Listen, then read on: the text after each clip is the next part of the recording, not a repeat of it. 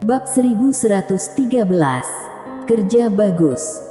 Mendengar apa yang dikatakan Queen, Octago berkedip, "Bajingan tua. Apa maksudmu?"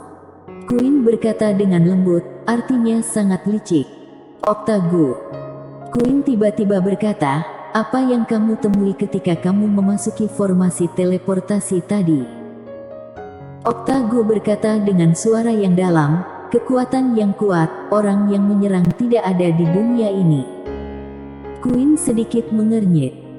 Octago memandangi makam di kejauhan, dan berkata dengan lembut, "Sangat berbahaya bagi adik seperguruan untuk tinggal di sini." Queen menggelengkan kepalanya, ini adalah jalan yang dia pilih. Octago tersenyum sedikit, itu sama dengan ketua sekte saat itu.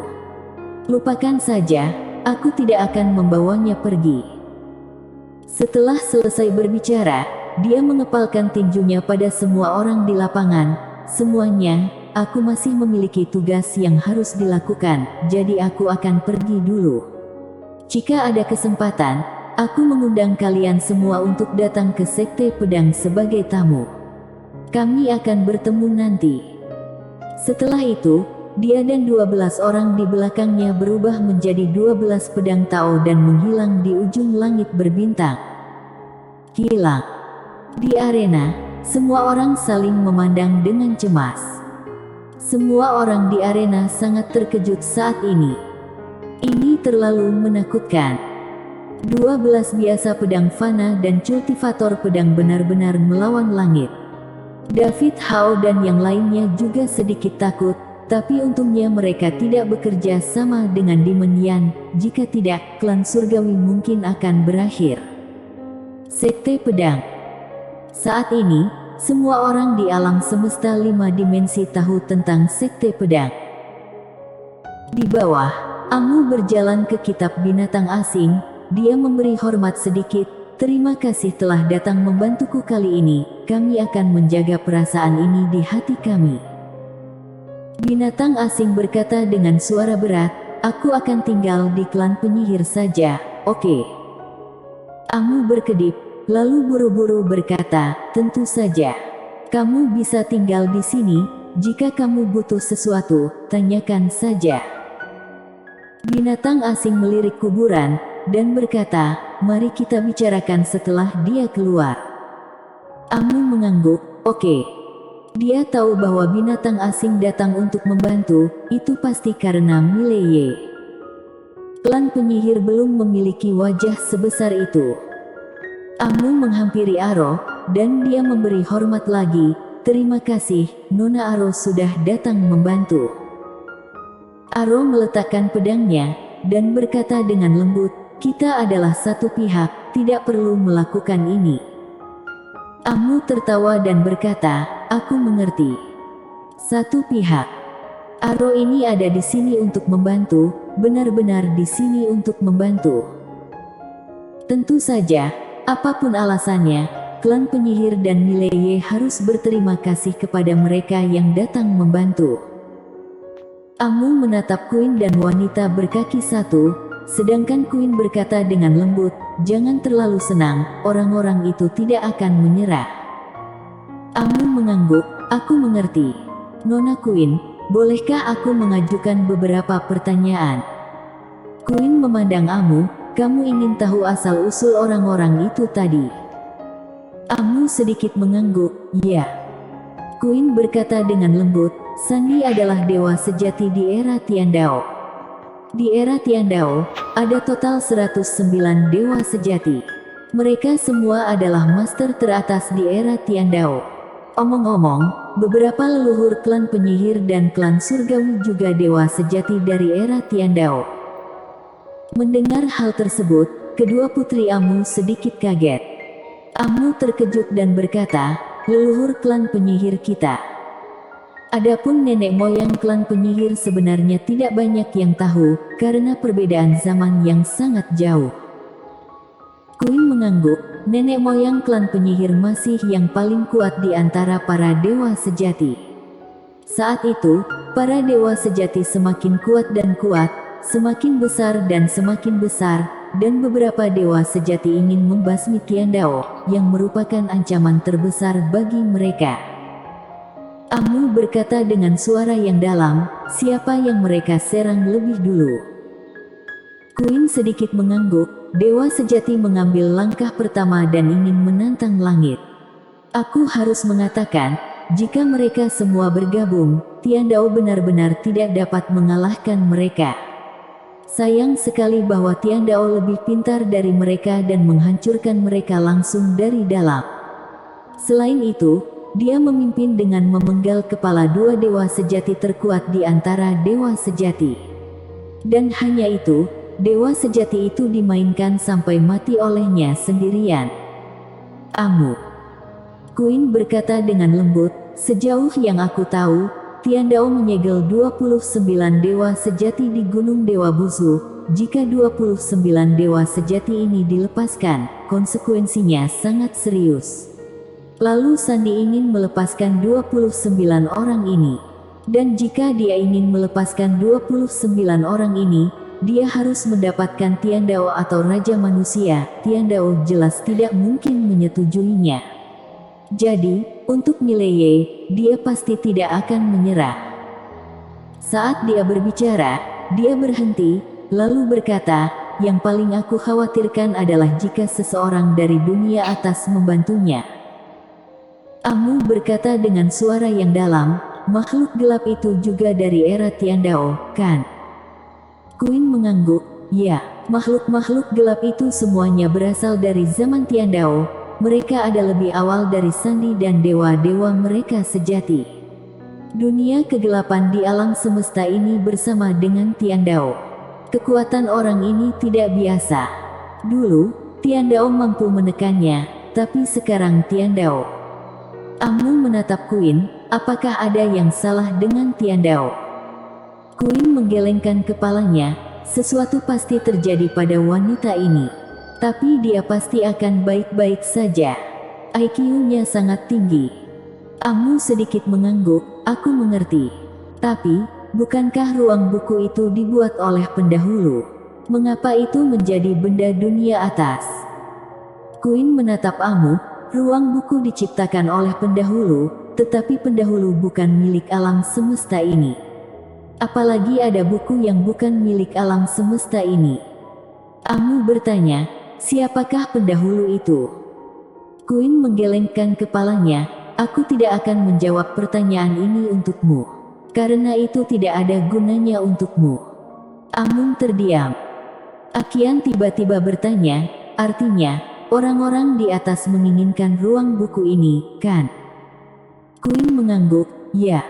Akian berkata, bagaimana jika kita memberi mereka ruang buku? Queen berkata dengan lembut, jangan menggantungkan harapanmu untuk bertahan hidup pada belas kasihan musuh. Juga, jangan meremehkan pendahulu, dia menggunakan hidupnya sendiri untuk mengatur semua ini. Menurutmu, apa akan sederhana? Akian terdiam. Queen melirik kedua wanita itu, lalu berkata, kalian berdua orang yang cerdas dan kamu bisa melihat jauh. Namun, ada gunung setinggi gunung. Pendahulu dan Tiandao sama-sama pecatur yang baik, jangan coba-coba untuk merusak permainan yang mereka dirikan, biarkan saja. Karena mereka tidak bermaksud mencelakakanmu, tapi jika kamu bodoh, kamu harus merusak permainan, maka itu sama saja dengan cari mati. Apa kamu mengerti? Amu mengangguk sedikit, oke. Queen berkata lagi, ini adalah hal yang baik untuk kedua klan bahwa kalian dapat bergabung. Amu tiba-tiba bertanya, apa yang dilawan Sekte Pedang? Queen berkata dengan lembut, hal yang sangat berbahaya. Jika mereka tidak memblokirnya, alam semesta ini akan menghilang lebih awal.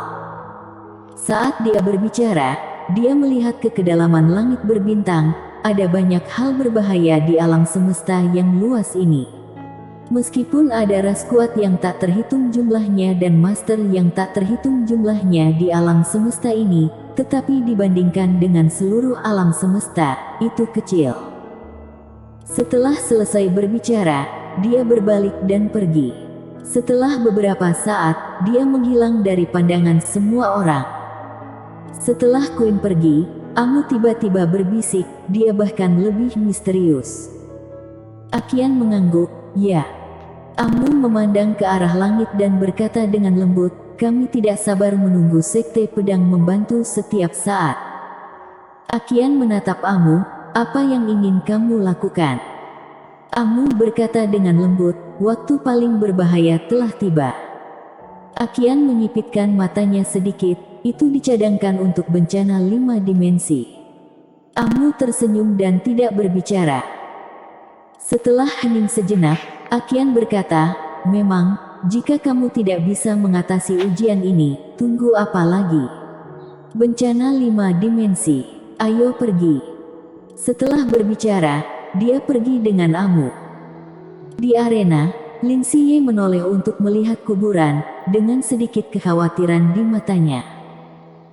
Di sebuah pekuburan, tetua penjaga makam memandang ke langit dan menghela nafas dengan suara pelan. Dia memegang sapu dan terus menyapu. Setelah beberapa saat, dia sampai di sebuah makam. Di batu nisan di depan makam, ada 2 untai manisan Hao. Tetua penjaga makam melihat ke batu nisan itu, tetapi tidak ada tulisan apapun di batu nisan itu.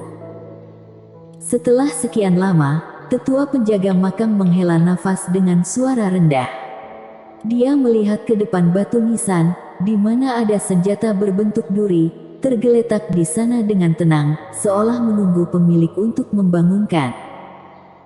Tetua penjaga makam melihatnya sebentar, dan berkata pelan, sudah waktunya, harus selesai.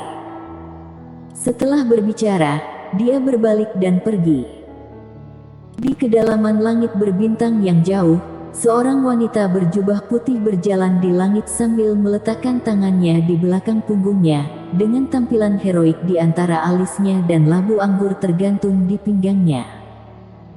Pada saat ini, wanita berjubah putih itu tiba-tiba berhenti, dia mendongak, matanya menembus galaksi dan melihat tempat yang sangat jauh.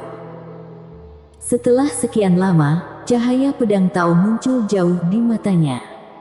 Wanita berjubah putih mengerutkan kening, pergi. Saat dia mengatakan itu, wajahnya tiba-tiba menjadi ganas, jangan khawatir, aku tidak khawatir. Setelah selesai berbicara, dia meninju dengan keras. 2. Dengan satu pukulan, seluruh langit berbintang musnah. Di bawah pukulan ini, seluruh langit berbintang langsung padam, tidak akan pernah muncul lagi. Di ruang hampa yang gelap gulita ini, kekuatan melahap yang kuat terus menyerbu ke arah wanita berjubah putih, tetapi itu tidak menyebabkan kerusakan sedikit pun padanya. Setelah beberapa saat, wanita berjubah putih itu berbalik. Setelah beberapa saat, dia menghilang ke langit berbintang yang luas. Arah itu benar-benar berlawanan dengan arah yang dia tuju. Di padang rumput di suatu tempat, seorang wanita berjongkok di tepi sungai, airnya sangat jernih sehingga dasarnya bisa terlihat. Wanita itu sangat serius sambil menghitung ikan-ikan kecil di sungai. Pada saat itu, bayangan tiba-tiba muncul tidak jauh di depan wanita itu, dan bayangan memandang wanita di tepi sungai tanpa berbicara. Wanita itu menatap bayangan, lalu berkata sambil tersenyum, aku katakan sebelumnya, aku tidak akan lari. Bayangan membayangi wanita itu, aku selalu penasaran, kenapa kamu tidak melawan? Wanita itu tersenyum dan berkata, mengapa aku harus menolak? Tempat ini sangat bagus, tetaplah di sini, santai. Bayangan berkata dengan suara yang dalam, kamu pergi menemuinya sebelumnya. Wanita itu mengangguk, tepatnya, aku bertemu wanita itu.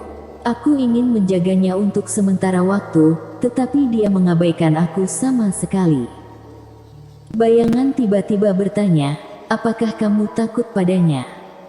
Wanita itu tertawa dan berkata, mengapa harus takut? Aku tidak menyinggung perasaannya. Aku orang baik. Bayangan tiba-tiba berkata, kamu sepertinya bukan manusia. Wanita itu menggelengkan kepalanya. Selama yang aku mau, aku adalah manusia. Tentu saja, kamu juga bisa memanggil aku dengan sebutan lain. Setelah hening sejenak, bayangan berkata lagi, segel dunia kegelapan telah benar-benar terangkat. Kita berhasil. Wanita itu memandang bayangan dan berkata sambil tersenyum, kerja bagus. Bayangan bersambung.